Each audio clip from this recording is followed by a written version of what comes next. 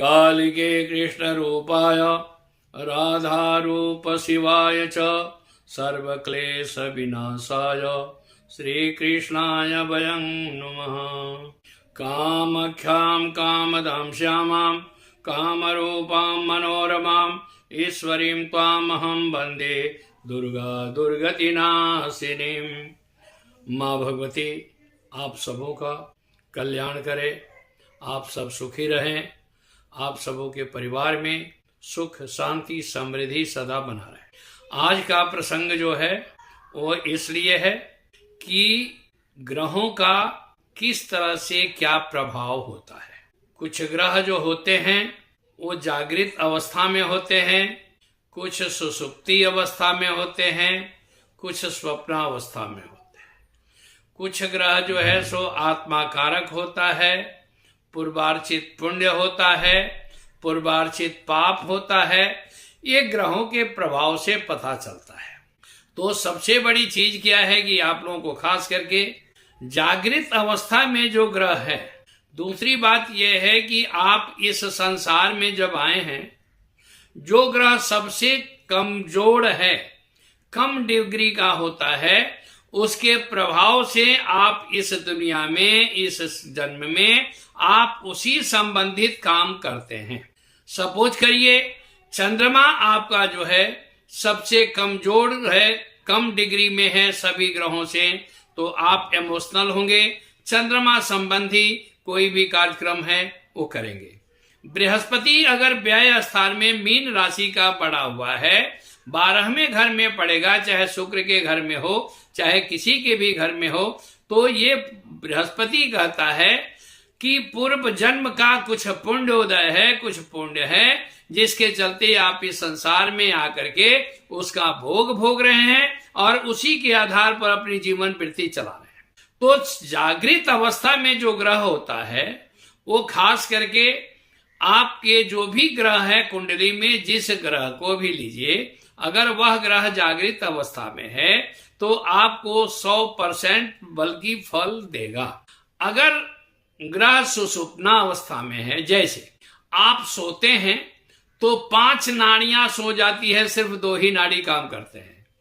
तो उसी तरह से आप जब आपका ग्रह जो सुषुप्ता अवस्था में है तो वो 75% आपका वर्क करता है। आपका जो परिणाम आपको मिलना है, जो कर्म का फल मिलना है, वो आपको जो है सो 70 या 75% ही मिल पाता है। स्वप्नावस्था में जो ग्रह होता है, जैसे आप नींद में सोते हैं, सोने के बाद स्वप्न देखते हैं, तो स्वप्न देखने में वह स्वप्न कई बार अच्छा भी होता है, कई बार बुरा भी होता है। तो स्वप्नावस्था का जो ग्रह है वो आपको 50% आपको फल देता है। अब जागृत अवस्था में जो ग्रह होता है वो आपको पूर्वार्चित जो पुण्य है, जो पहले का कर्म किया हुआ है, सत्कर्म है, पुण्य कर्म किए हुए हैं, मंदिर निर्माण किए हुए हैं, तालाब खुदवाए हुए हैं, आप गरीबों को दान दिए हुए हैं, वस्त्र का दान दिए हुए हैं, अन्न का दान दिए हुए हैं, या किसी साधना को कंप्लीट करके किसी भी इष्ट को आप प्रसन्न कर रखे हैं, वह इष्ट आपका आज भी साथ देता है। आप एक चीज देखिए कि जैसे सुगंध, घी का बर्तन जितना मर्जी साफ कर लीजिए उसका सुगंध रहता ही है।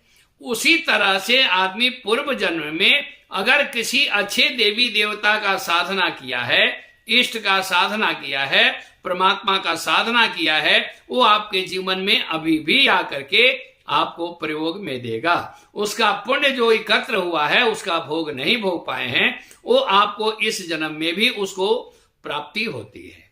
तो बहुत आदमी हैं कि कहते हैं कि भाई हम तो कुछ करते नहीं हैं, या उनके अड़ोस पड़ोस वाले कहते हैं, जलते हैं कि फलाना आदमी इतना आगे बढ़ गया महाराज जी, वो जो है सो कुछ करता तो है नहीं, दान पुण्य भी नहीं करता है, पूजा पाठ भी नहीं करता है, और हम इतने पूजा पाठ करते हैं तो भी हमें प्राप्ति कुछ नहीं होती है। तो इसका परिणाम है कि पूर्व जन्म में वह आदमी सत्कर्म किया हुआ है और सत्कर्म का फल वो भोग रहा है, पहले नहीं भोगा था, वही आज भोग रहा है। आपने दुष्कर्म किया है, इसलिए वो आपके साधना से, आपके भजन से, आपके शक्ति से आपके पूजन से वह धीरे धीरे जो पहले पूर्व जन्म का दोष है वो समाप्त हो रहा है। तो उसी तरह से जैसे कि आप संसार में जब आते हैं तो 3 तरह से आते हैं। क्यों? कि किसी का एहसान चुकाने, किसी का बदला चुकाने और किसी का कर चुकाने। तो आपके साथ जो आपका इष्ट, अगर कुछ दूर तक आपने साधना किया है, जैसे त्रेता युग में जितने भी राक्षस मरे, अगर वो कम उम्र में मरे तो वो उन्होंने भोग तो भोगा नहीं। तो भगवान श्री राम से प्रार्थना किया कि हे प्रभु, हमें कब जो है सो हमारी भोग मिलेगा, क्योंकि आपके हाथ से मरने के बाद मेरी मुक्ति तो हो गई, लेकिन कम से कम हमें इस संसार का भी भोग भोगना चाहिए। तो उनको कलयुग में परमात्मा ने स्थान दिया कि कुछ जगहों पर आप जाओगे तो आपको ये सुविधा प्राप्त होगा, आप इस भोग को भोग सकते हैं। तो उसी तरह से जागृत अवस्था जो है, जागृत अवस्था में जो ग्रह होता है मनुष्य को, देखिए 3 चीज होता है। क्यों? कि स्थूल, सूक्ष्म और कारण। तो कारक जो है ये तीनों शरीर का 3 रूप होता है। मैं पहले भी कह चुका हूं कि 3 का बहुत बड़ा सौभाग्य है, 3 का बहुत बड़ा ही महत्व है। तो त्रिशक्ति, महाकाली, महालक्ष्मी, महासरस्वती, ब्रह्मा, विष्णु, महेश। तो जैसे आप जागृत अवस्था में, कुछ आदमी ऐसे हैं संसार में कि वो जो भी कर्म करते हैं तो कर्म अपने, उनका शरीर करता है, वो अपने ऊपर उसका इल्जाम नहीं लेते हैं। जैसे ब्रह्मा सृष्टि का काम करना ब्रह्मा का काम है, लेकिन ब्रह्मा की सिरदर्दी नहीं है। उन्होंने सृष्टि निर्माण कर दिया, उसको पालन करने के लिए विष्णु की ड्यूटी है। तो विष्णु भगवान पालन करते हैं, तो उनका पालन करने का ड्यूटी है, उनका पालन करने का धर्म है। तो उनका इतना ही कर्म है कि जो भी सृष्टि में आ जाए उसको भोजन देना, उसके कर्म के हिसाब से उसको सुविधा देना। उसी तरह से जागृत अवस्था का जो होता है, वो जागृत अवस्था में जब ग्रह होगा तो आपको अपने आप में सिर्फ आप रहेंगे, लेकिन जैसे सुषुप्ता अवस्था में और आपके स्वप्नावस्था में जो शरीर है, शरीर तो सो जाता है लेकिन आत्मा काम करता है। तो आत्मा हर चीज को देख रहा है।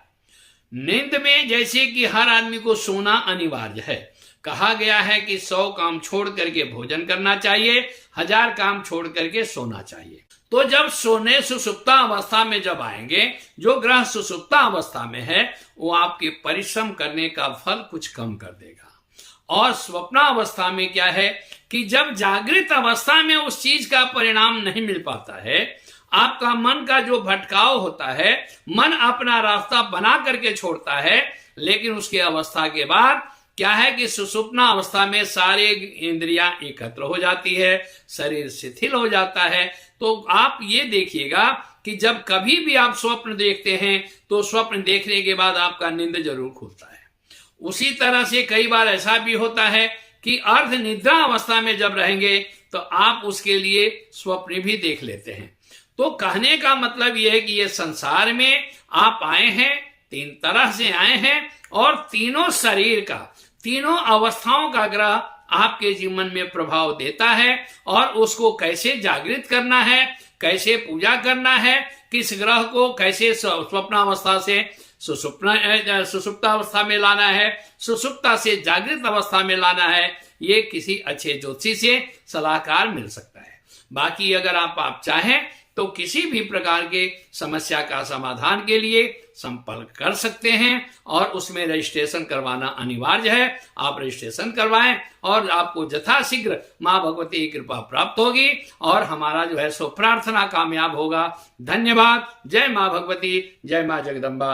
आप सबों का कल्याण हो, आप सब सुखी रहें, खुशी रहें, सुसंपन्न रहें। मेरी यही मां भगवती से, परमात्मा से प्रार्थना है कि आप स्वस्थ रहें, व्यस्त रहें और मस्त रहें। जय मां जगदम्बा।